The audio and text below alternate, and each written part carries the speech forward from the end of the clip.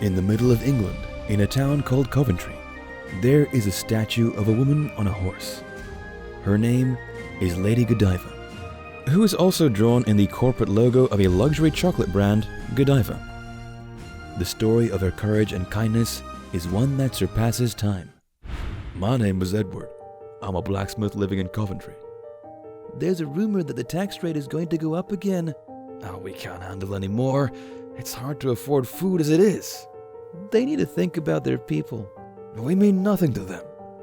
Owning land, being rich, and married to a beautiful woman like Lady Godiva. How nice that must be. No doubt about that. A few years ago, Earl Leofric became a landlord, and his wife, Lady Godiva, built a large monastery in the town. Since then, the town grew, but the people struggled with the increased tax. We don't need a fancy building. We just want lords that will think about their people. Well, that's an impossible ask. Yeah, but we were wrong. Here was a woman who felt for her people, struggling with high taxes. It was Earl Leofric's wife, Lady Godiva. The people are struggling with the high tax rate. Huh? And? They won't be able to keep going on like this. Please, lower the tax rate. Are you stupid? We can take as much as we want from the people. The lady continued to try and convince her husband, who was fueled by greed. Please, think this over. Shut it. Earl Leofric, who became increasingly irritated by his wife's demands, made an impossible suggestion. Fine, since you're being so persistent, I'll reduce the tax rate on one condition. Really? Ah, yes. The condition is that you have to ride through the town of Coventry without a single thread of clothing on you. What? Now, what are you going to do, Godiva? Surely you won't do it. For Lady Godiva was known for her modesty, so this condition would be extremely humiliating. However, she decided to stand up to her husband and accept the challenge. If I accept your condition, will you really reduce the tax rate? Yes, of course. But if you can't, you will never speak to me about this matter again. I understand. I will do it.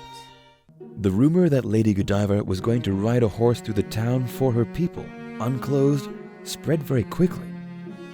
We were all moved by the beautiful, virtuous lady's courage. Lady Godiva's going to sacrifice herself for us? She's thinking about her people. We can't sit around and do nothing.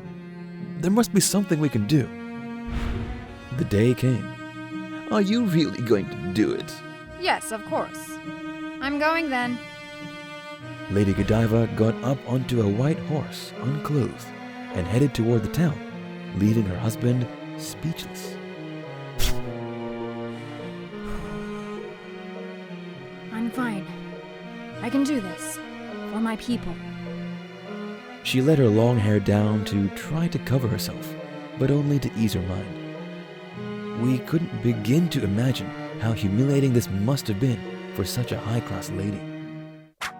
We won't go see Lady Godiva's procession, even out of interest.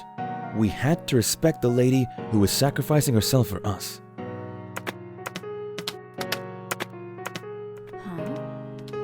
There's no one here. To respect the lady, we all planned and agreed to shut our windows so that nobody would see her as she rode through the town. Lady Godiva, we won't let anyone look down on your good deed. Thank you, everyone. Like this, we paid respect to the lady who put herself on the line for us. The lady returned to her residence after riding through the town. Please keep your promise. You care that much for the people. Lady Godiva, thank you so much. Earl Leofric, who was finally convinced by his wife's actions, agreed to lower the taxes. If Lady Godiva hadn't taken action, there would have been many people who would have died of hunger in Coventry. Oh, by the way, the story of a guy named Tom who peeped at the naked Lady Godiva, that's a lie. There wasn't anyone with that name in this town at the time. There wasn't anyone who would do such a thing in our town.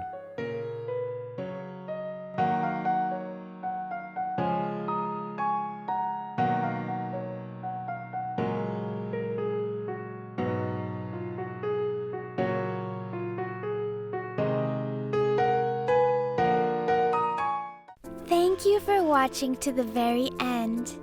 Our channel produces manga stories based on mysterious real-life events around the world. If you'd like, please subscribe to our channel.